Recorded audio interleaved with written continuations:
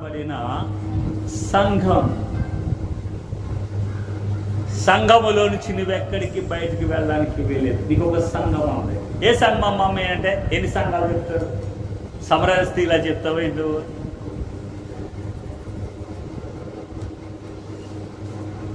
మొన్న మధ్యకాలంలో ఒక సహోదరిని చాలా నాకు ఏమీ పేర్లు చెప్పాల్సింది కానీ మీటింగ్ రండి అని చెప్పేసి రమ్మంటారు మీటింగ్లు కాబట్టి మా పాస్టర్ గారు రావట్లేదు, మా సంఘస్థులు ఎవరు రావట్లేదు, మేము రామా అని చెప్పి బతిబాయి ఆలోచించాము. భోజనాలు కూడా ఉన్నాము, భోజనాలు అయినా సరే మేము రాము. మాకు ఒక సంఘం ఉంది, సంఘ కాపురు రాడు, మా సంఘస్థులు ఎవరు రావట్లేదు కాబట్టి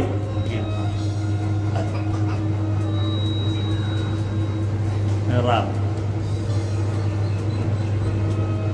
మా సంఘ కాపురి వస్తే ముందు నడిపిస్తారు. గొర్రెల కాపురి ఉన్నాడు, మంచి కాపురి ముందు ఉండి గొర్రెలను నడిపిస్తాడు.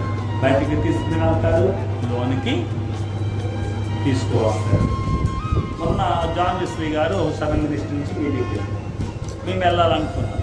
వచ్చేవారు అందరూ కూడా రండి అని అన్నాం. ఆ ఆటోలను ఎక్కించుకుని తీసుకెళ్ళాం, కూర్చోబెట్టాం. దేవుని వాక్యం విన్నారు, పాటలు విన్నారు, ఆరాధన విన్నారు.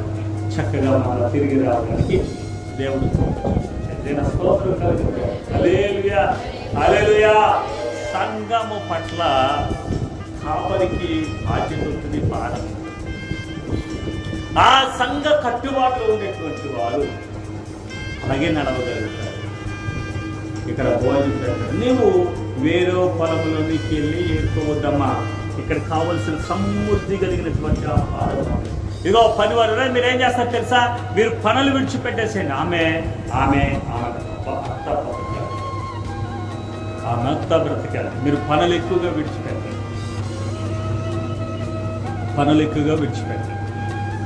నేను చెప్పాను, ఆజ్ఞాపించానమ్మా, పనులు ఎక్కువగా విడిచిపెడతారు. నువ్వు సమృద్ధిగా కష్టార్జితంతో నీ కుటుంబం సంవత్సరాంతా బ్రతికే అంతా సమృద్ధి కలిగిన ధాన్యంతో నువ్వు వెళ్తావు, పంటతో వెళ్తావు అని చెప్పేసి శ్రీమందిరా ఆమె అలాగే విన్నది. ఆ పరివారందరూ కూడా ఆహారం తినేటప్పుడు వాళ్ళ దగ్గరికి వెళ్ళారు. నువ్వేంటమ్మా మా పనులు కాదు అనే మాట వారికి రాలేదు. ఎందుకంటే యజమానుడు సెలవిచ్చాడు, ఆమెకు మీ దగ్గరికి వచ్చినప్పుడు ఆహారం పేరాలు పెట్టండి, సమృద్ధిగా పెట్టండి.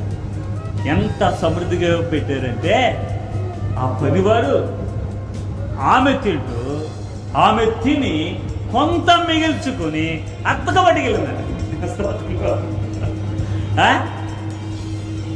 ఎందుకంటే ఒకే పొలంలో నీకు ఎవరు స్నేహితులు లేరానికే పంచిపెట్టేయడానికి అత్తగా పట్టుకెళ్ళి, లేకపోతే అక్కడ పెత్తనాలు చేసేసుకుంది.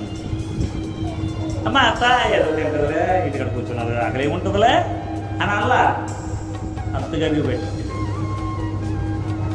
ఎక్కడి అమ్మ అని అడిగింది.